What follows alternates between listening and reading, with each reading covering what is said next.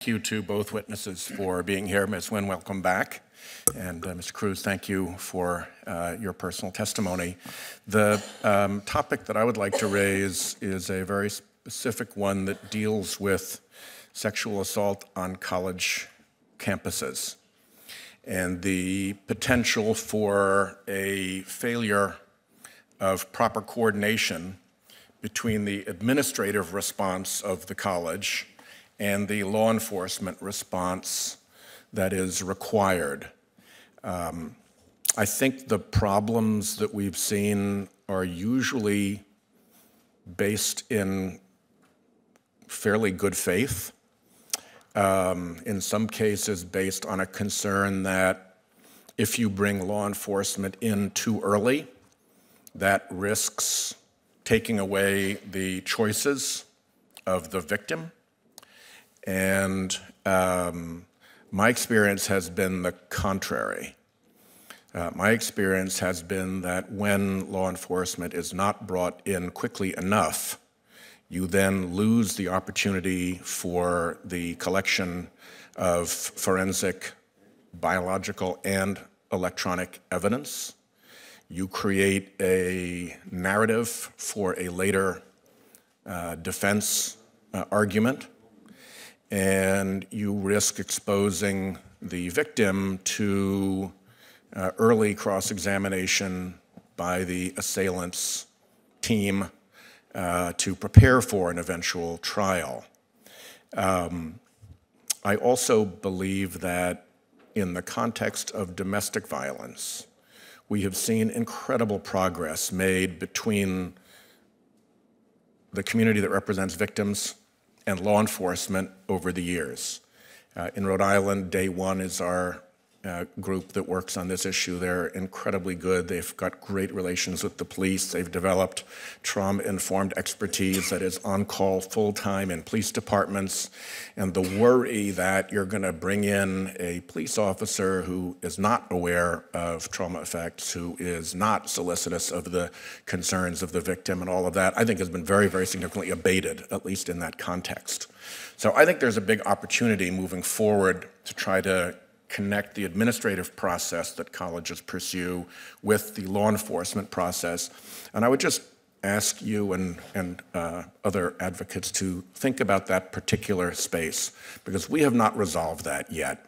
There is real work to be done, and I would love to have that be one of the successes that we bring to this issue in the light of your advocacy. And I would just ask either of you, Ms. Nguyen first, and then Mr. Cruz, if you have any comment on that point. Thank you so much, Senator, for your question and for caring about this. I was raped on my college campus at Harvard, and my rapist was no longer a student. So no longer a student. No longer a student. No longer a student. He had graduated. So the only choice that I had was to go to the criminal justice system.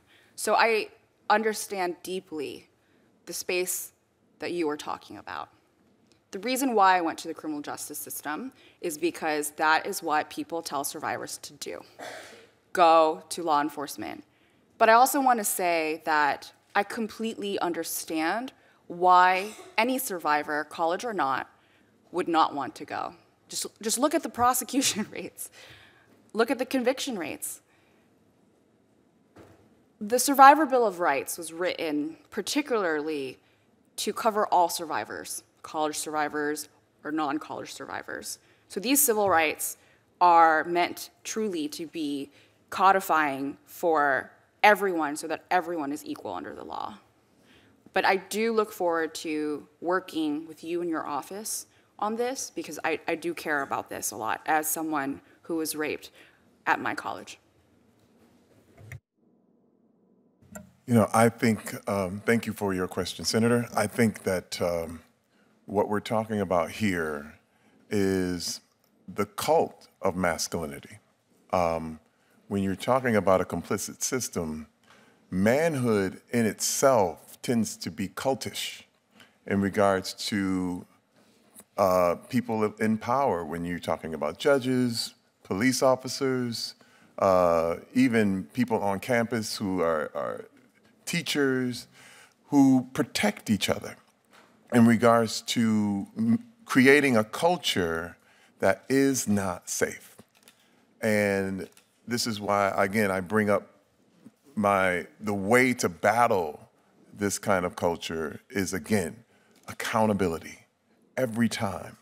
When people see that they can get away with it, they try it. But when they know they can't, when all of a sudden there are living, breathing examples of people who are being prosecuted, you know, it's wild because it seems like the rights that you see out there are always for the guilty, but the rights are actually there to protect the innocent. And what's wild is that when you look at the culture with men not holding other men accountable, it turns into something that no one wants. A community that totally looks the other way while men, women, and children are being raped.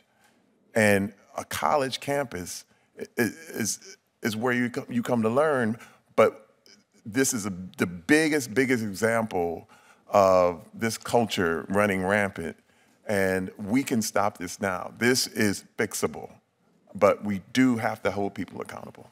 Thank you. Madam Chair, I just want to say that it is going to require law enforcement to step up and meet the standards of trauma-informed intervention if we are going to involve law enforcement in the earlier stages in campus sexual assaults. My experience, particularly through the domestic violence arena, has been that law enforcement is ready to do that, and that it's very important that we have the very best effort of law enforcement joined early in with campus interventions, and I look forward to try to make sure that happens. Thank you.